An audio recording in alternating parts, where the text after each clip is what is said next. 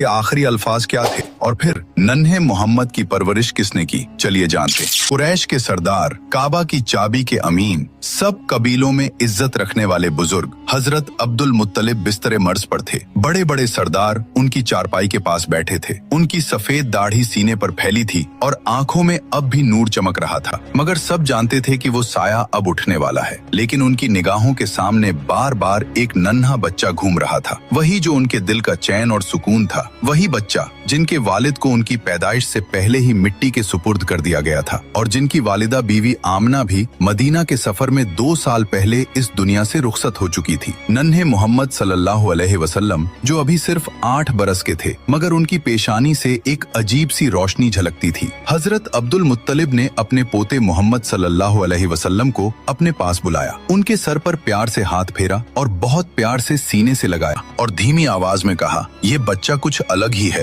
फिर उन्होंने अपने बेटों की तरफ देखा और बोले, मेरी बात ध्यान से सुनो, इस बच्चे की हिफाजत अब तुम्हारी सबसे बड़ी जिम्मेदारी है और मैं ये अमानत अपने बेटे अबू तालिब को सौंपता हूँ। ये सुनते ही हजरत अबू तालिब की आंखों से आंसू बह निकले। वो बहुत ही तंग हाली में जिंदगी गुजारते थे, माल दौलत ज्यादा नहीं थी, मगर दिल बेहद बड़ा था। उन्होंने वालिद से कहा, अब्बा जान आप बेफिक्र रहें, मैं इस बच्चे की हिफाजत अपनी जान से बढ़कर करूंगा। कुछ ही दिनों बाद वो घड़ी आ गई जब मक्का वालों ने एक और बड़ा गम देखा। हजरत अब्दुल मुत्तलिब का इंतकाल हो गया। कुरैश के लोग सदमे में थे, मगर सबसे ज्यादा गमगीन थे नन्हे मोहम्मद सल्लल्लाहु अलैहि वसल्लम। पहले वालदा का इंतकाल हुआ, अब दादा का साया भी उठ गया। आंखों से आंसू बह रहे थे, मगर उनके दिल में एक अजीब सा सब्र था। कोई और बच्चा होता तो रो पड़ता, बिलक पड़ता, मगर आप खामोशी से आसमान की ओर देख रहे थे, जैसे वहीं से दिल को सुकून और तसल्ली मिल रही हो। अल्लाह ताला ने ये दर्द अपने प्यारे नबी सल्लल्लाहु अलैहि वसल्लम को इसलिए दिखाया ताकि आने वाली उम्मत को सब्र और भरोसे का सबक मिले। अबू तालिब ने उस दिन से